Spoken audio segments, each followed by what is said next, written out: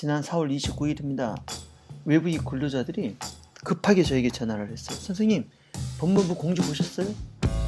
그래서 저도 급하게 법무부 공지사항을 봤습니다. 봤더니 4월 29일자에 F2 비자가 이렇게 변경될 예정이다. 개정될 예정이다. 행정예고가 있었습니다. 그래서 함께 살펴봤습니다. 자, 내용을 보시죠.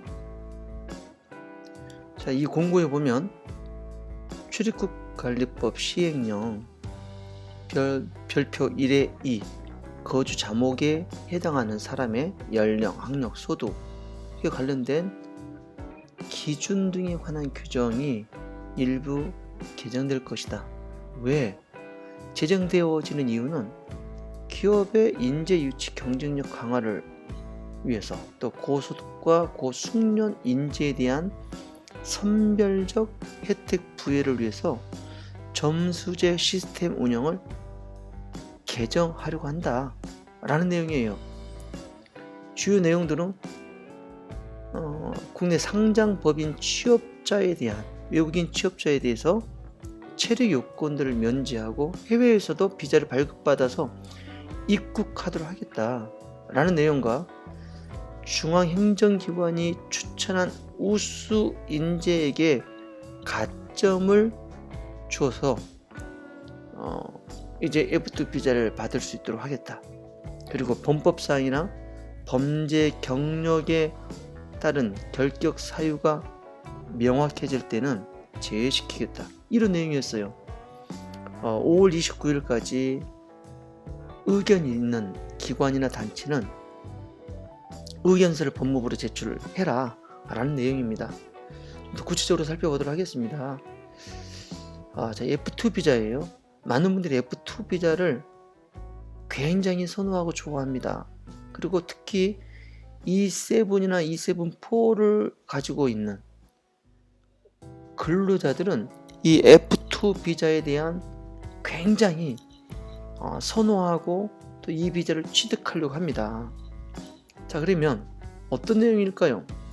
F2 비자라는 건 우수 인재 점수제 비자란 말이죠. 신청 가능 대상이 E1, E2, E3, E4, E5, E6, E7, D5, D6, D7이에요.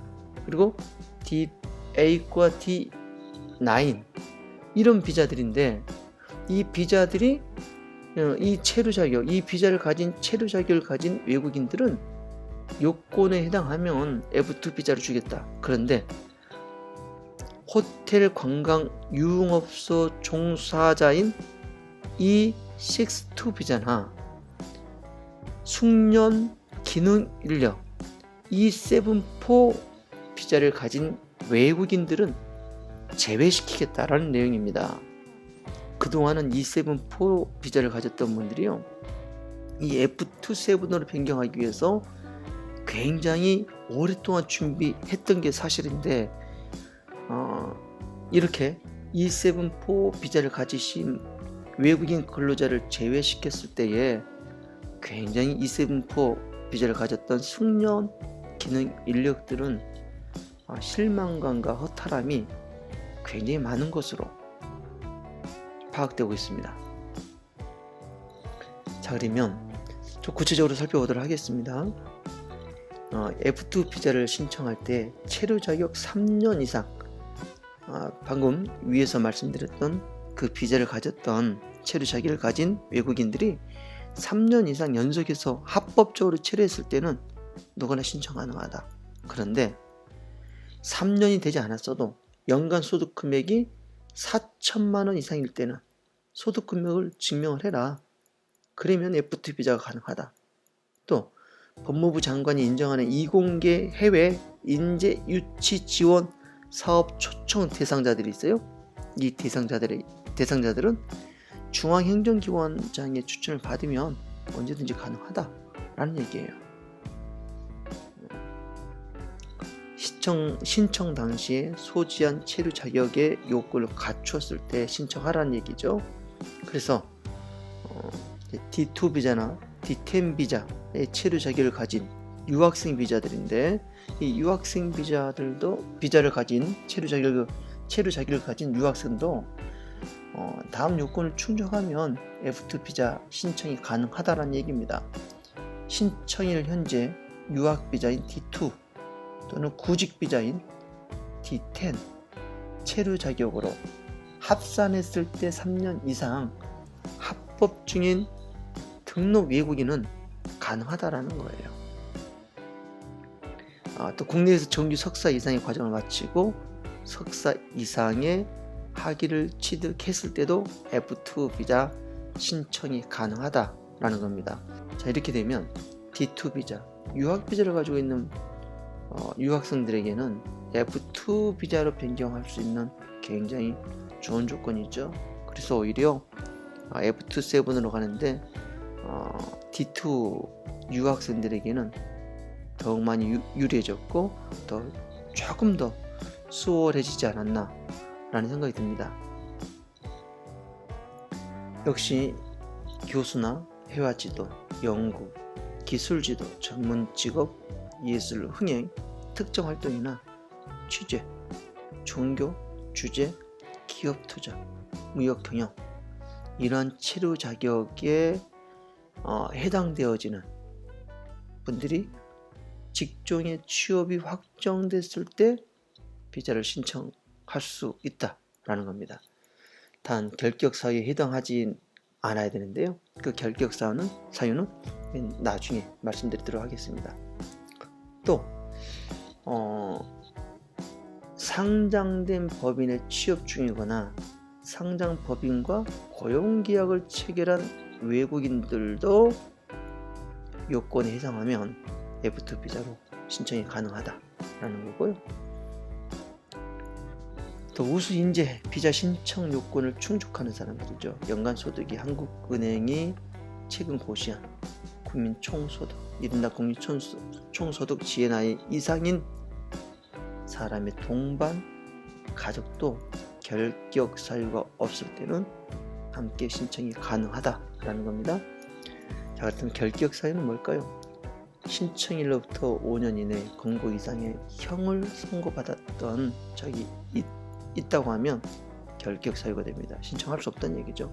또 3년 이내에 출입국 관리법을 3회 이상 위반했다거나 500만 원 이상의 통고 처분 금액이 합계가 500만 원 이상일 때에 신청할 수 없다라는 내용입니다.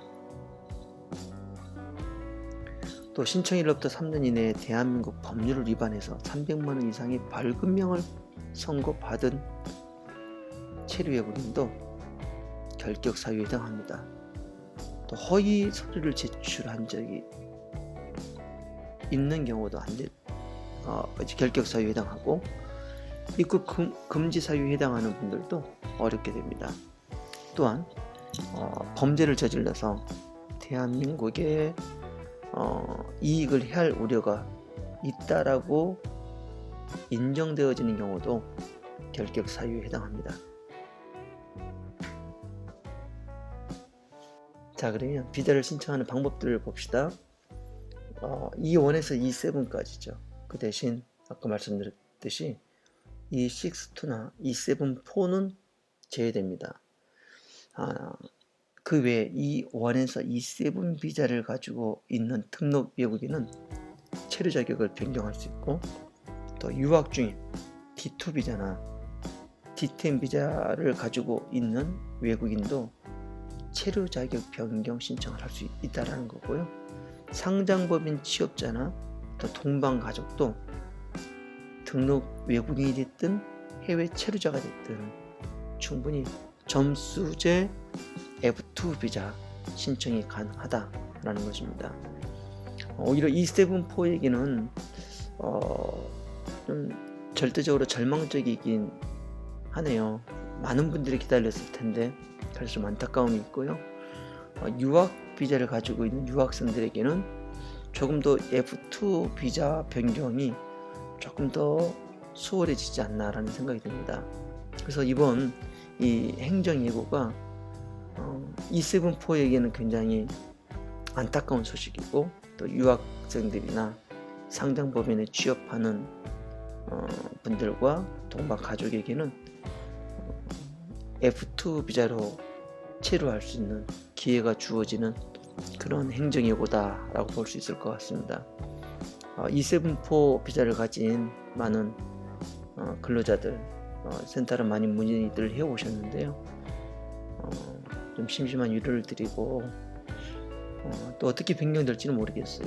그렇지만 이 안타까운 소식을 전해드리면서 저는 이상으로 F2 비자에 대한 신청 방법들 또 행정 예고사항들을 여러분들에게 알려드렸습니다. 또 다른 좋은 소식들로 여러분을 찾아뵙도록 하겠습니다. 안녕히 계세요.